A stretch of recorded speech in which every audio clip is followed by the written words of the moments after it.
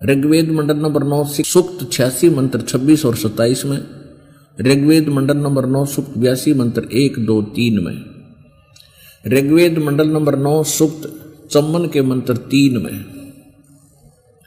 ऋग्वेद मंडल number 9 सूक्त 20 मंत्र 1 में, ऋग्वेद मंडल number 9 सूक्त 1 मंत्र 8 और 9 में, ऋग्वेद मंडल नंबर 9 सूक्त 94 के मंत्र 1 में, ऋग्वेद मंडल नंबर 9 सूक्त 95 के मंत्र 2 में, ऋग्वेद मंडल नंबर 9 सूक्त 96 यानी 96 के मंत्र 17 से लेकर 16 से लेकर 20 तक, और भी अनेक स्थानों पर इसका सारांश बता देता है दास कि वो परमात्मा 3 प्रकार से लीला करता है सभी प्राणियों की केयर टेक करने के लिए, देखभाल के लिए। एक स्थिति परमात्मा की है कि ऊपर ध्रुवलोक यानी सतलोक के तीसरे पोर्शन में यानी टॉप मोस्ट प्लेस पे शिखर में, सुन शिखर में, चोटी पर एक बहुत बड़ा गुम्बद है मालिक का, सफेद व्हाइट,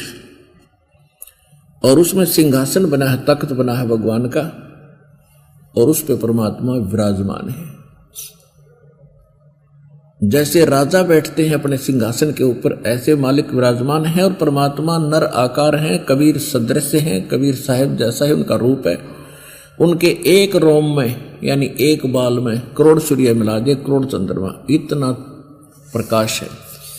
और सिर पे मुकुट है जैसे राजा लोग पहनते हैं, और उसके ऊपर एक छत्र बना हुआ है। तो वो परमात्मा वहां विराजमान है इस रूप में। वहां से जब वो चलकर आते हैं, अपने उस तेज को हल्का कर लेते हैं,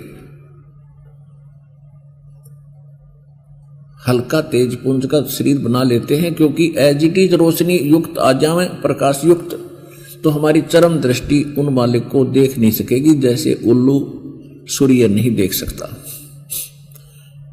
यही स्थिति अपनी हो जाए, इसलिए वो अपने शरीर के उस नूर को, तेज को हल्का कर लेते हैं, सरल करते हैं, और फिर आकर के हमें मिलते हैं, हमें ज्ञान सुनाते हैं।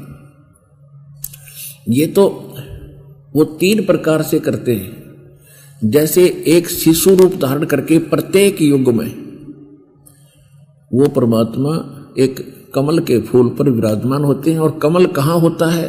अंडरस्टूड है, जल में होता है, सरोवर में होता है। जिस कारण से यानी परमात्मा सतलोक से चलकर आने के आकर कमल के फूल यानी जल के ऊपर विराजमान होने से यही कबीर भगवान नारायण उपमात्मक नाम से भी प्रसिद्ध होते हैं। आज तक हम नारायण मानते रहे श्री विष्णु जी को, जो शेष नाग की सैया पर लेटा हुआ है, और इसी को हम सत्यनारायण कहने लगे। चलो नारायण तो मान ले क्योंकि पानी के ऊपर बैठा है, लेकिन सत्यनारायण तो नहीं है। सत्यनारायण माने अविनाशी। और ये श्रीमद देवी भागवत सचित्र मोटा टाइप गीता प्रेस गोरखपुर से प्रकाशित उसके पृष्ठ नंबर 123 पर स्वयं स्वीकार करते हैं विष्णु जी, अपनी माता की स्तुति करते हैं दुर्गा की, कि हम आपकी कृपा से ही विद्यमान हैं। हमारा तो आविर्भाव माने जन्म, तिरोभाव माने मृत्यु होता रहता है, हम अविनाशी नहीं है। तो हम श्री विष्णु जी को सत्यनारायण मानकर उसकी कथा सुना और सुनते थे। सत्यनारायण का अर्थ है सत साहिब। साहिब माने भगवान, नारायण माने भगवान, और सत्य माने अविनाशी। नारायण शब्द का अर्थ क्यों बोला गया भगवान के लिए? क्योंकि नार माने जल होता है, और आयन माने उस पर आकर विराजमान होने वाला। तो नारायण जल पर विराजमान होने वाले एकमात्र परमात्मा कबीर जी हैं। चारों युगों में आते हैं, और चारों युगों में एक लीला ऐसी ही करते हैं, और वहां से कोई निसंतान उनको उठा ले जाते हैं परिवार, फिर वहां वो अपने परवरिश की लीला उनकी कंवारी गायों से होती है। कंवारी गायों का दूध पीकर भगवान लीला में शरीर से बड़े होते हैं। एक पूरा जीवन एक नागरिक, जेंटलमैन और अच्छा भक्त, अच्छा सतगुरु और अच्छे संत की वो भूमिका करके और एक अच्छे नागरिक की अपना करके खावे और लेकर देवे, वो भी करते हैं। तो वो लीला भगवान स्वयं करके जाते हैं, हमारे लिए उदाहरण छोड़ जाते हैं और अपनी वो सच्चिदानंद घन ब्रह्म की वाणी द्वारा अपने मुख कमल से बोल बोल कर वो ज्ञान सुनाते हैं, जिसका अभाव हमारे सदग्रंथों में इस काल भगवान ने कर दिया होता है। तो यहां जो प्रमाण हम बता रहे हैं आपको, इन वेद मंत्रों में जो अभी आपको बोलकर सुनाई दास ने, इनका सारांश यही है कि वो परमात्मा जब शिशु रूप धारण करके आता है, अपने सतलोक से जब शिशु रूप धारण करके आता है, तो ऋग्वेद मंडल नंबर 9 सूक्त चमन के मंत्र 3 में लिखा है कि वो परमात्मा सभी भवनों, सभी लोकों के ऊपर ऊर्ध्व भाग में, ऊपर के भाग में, शिखर में, सुन शिखर में विराजमान है, वहां बैठा है। और वहां से फिर अन्य मंत्रों से जो आपको बताया, इन सभी का सारांश यह है कि वहां से गति करके आता है। और जब वो शिशु रूप धारण करता है, ऋग्वेद मंडल नंबर 9 सूक्त 96 के मंत्र 16 से लेकर 20 तक, क्योंकि ये ज्ञान भगवान ने खुद दिया है, जो उन्होंने जैसे लिखना था लिख दिया। 16वें मंत्र में ऋग्वेद मंडल नंबर 9 सूक्त 96 के मंत्र 16 में कहा कि हे परमात्मा, आप अपना वास्तविक नाम बताएं, उसका ज्ञान करें, आपका वास्तविक नाम क्या है।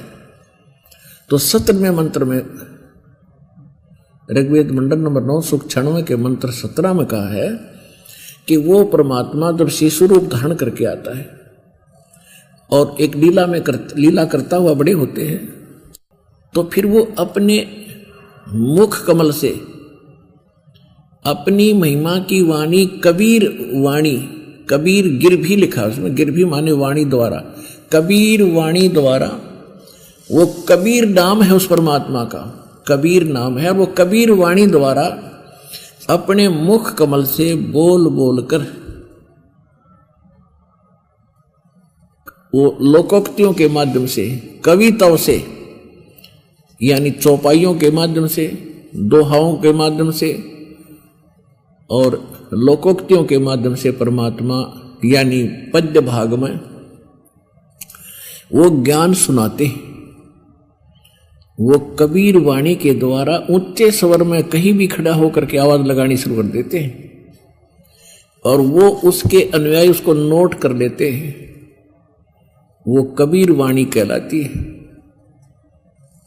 जिस कारण से ऋग्वेद मंडल नंबर 9 सूक्त 96 के मंत्र 18 में ये कहा है कि जिस कारण से वो अपने मुख कमल से, कविताओं से, यानी दोहों के, चौपाइयों के माध्यम से ज्ञान बोलते हैं, जिस कारण से वो एक प्रसिद्ध कवि की भी उपाधि प्राप्त करते हैं। यानी प्रसिद्ध कवियों में से भी उनका एक गणना होती है, लेकिन वो भगवान होते हैं, अन्य कवि ही होते हैं। इतना निर्णायक ज्ञान दिया हमारे सदग्रंथों में, और उसी का समर्थन आज कौन कर रहे हैं? वो महापुरुष जिनको परमात्मा सीधे मिले और सचखंड लेकर गए, सतलोक लेकर गए, जहां हमने जाना है, जिसके लिए हमने प्रयत्न करना है, साधना करनी है, भक्ति करनी है, उसको प्राप्त करके ही हम सुखी होंगे। जैसे श्रीमद् भगवत गीता अध्याय नंबर 18 के श्लोक नंबर 62 में ये गीता ज्ञानदाता कहता है कि अर्जुन, कोई एक परम शक्ति है, पूर्ण सुखदायी है, शांतिदायक है, जो मेरे से अन्य है। इसलिए कह रहा कि अर्जुन तू सर्वभाव से उस परमेश्वर की शरण में जा, उसकी कृपा से तू परम शांति को और सनातन परम धाम को, शाश्वतम स्थानम, उस सतलोक को प्राप्त होगा। गीता अध्याय नंबर 15 के श्लोक 4 में कहा है कि जब तत्वदर्शी संत मिल जाए, क्योंकि गीता ज्ञानदाता गीता अध्याय नंबर 4 श्लोक 32 और 34 में ये स्पष्ट कर देता है कि पूर्ण परमात्मा अपने मुख कमल से एक तत्व ज्ञान का प्रकाश करता है, बोलता है, सुनाता है। और उसके अंदर धार्मिक अनुष्ठानों की विस्तार के साथ जानकारी दी गई होती है। उससे मैं परिचित नहीं हूं। चौथे अध्याय के 34वें श्लोक में कहा कि उस तत्व ज्ञान को तू तत्वदर्शी संतों से पूछ। यदि गीता ज्ञान दाता को ज्ञान होता तो एक अध्याय और बोल देता कि बिजली पड़े थी, उसको पता नहीं था। ऑप्शन छोड़ दिया कि तत्वदर्शी संत है, उस परमात्मा के गूढ़ रहस्य को जानते हैं, उनसे संपर्क साध, उनको विनम्र भाव से दंडवत प्रणाम करके प्रश्न पूछ, फिर वो तत्वदर्शी संत तुझे उस परमात्म तत्व का यथार्थ ज्ञान बताएंगे। तो 15वें अध्याय के 4 श्लोक में श्रीमद् भगवद गीता में कहा कि जब तत्वदर्शी संत तुझे मिल जाए, उस तत्व ज्ञान रूपी शस्त्र के द्वारा इस अज्ञान को हटा कर काट के उसके पश्चात परमेश्वर के उस परम पद की खोज करनी चाहिए, जहां जाने के बाद साधक फिर लौटकर कभी संसार में नहीं आते। और जिसने सभी ब्रह्मांडों की रचना की है, यानी संसार रूपी वृक्ष की प्रवृत्ति जिससे विस्तार को प्राप्त हुई है, और केवल उसी की भक्ति कर और किसी की नहीं, मेरी भी भक्ति त्याग दे। अब ये अपनी स्थिति बताता है गीता ज्ञानदाता दूसरे अध्याय के 12वें श्लोक में, चौथे अध्याय के 5 और 9 श्लोक में, और 10वें अध्याय के 2 श्लोक में कि कहता है कि अर्जुन, मेरे और तेरे बहुत जन्म हो चुके हैं, आगे भी होंगे और पहले भी हुए हैं, और उनको तू नहीं जानता, मैं जानता हूं। मेरी उत्पत्ति को ना तो देवता जानते, ना ब्रह्मा विष्णु महेश जानते, ना ऋषि जानते, क्योंकि ये मेरे से उत्पन्न हुए। तो पिता की उत्पत्ति को पुत्र संतान नहीं बता सकती, पुत्री नहीं बता सकती। कौन बताएगा? दादाजी बताएगा, जो पिता का पिता बताएगा। तो सबका जो पिता है, जिसको परम पिता हम कहते हैं, वो कबीर देव हैं, कबीर साहब हैं। उन्होंने आके बताया इस ज्योति निरंजन की उत्पत्ति और ब्रह्मा विष्णु महेश की उत्पत्ति, दुर्गा की उत्पत्ति आज तक विश्व में कोई बताने वाला नहीं था। उसके बाद इस दास पर दया हुई है, जो आपके सामने भगवान के गूढ़ रहस्य को खोला है।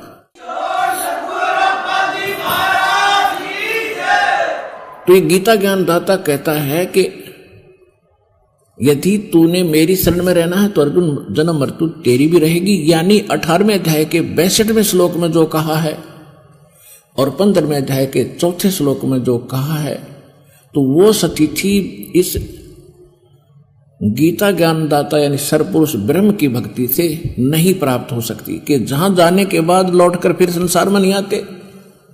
और जो शाश्वत स्थान है, जहां परम शांति है, तो उसको ही प्राप्त होगी परम शांति, जो पूर्ण रूप से मोक्ष प्राप्त करके उस स्थान पर चला जाएगा जहां जाने के बाद फिर लौटकर संसार में नहीं आना पड़ता। तो उसके लिए गीता ज्ञानदाता खुद कहता मुझे बात पता नहीं। उसके लिए तत्वदर्शी संतों की खोज करने के लिए कह दिया।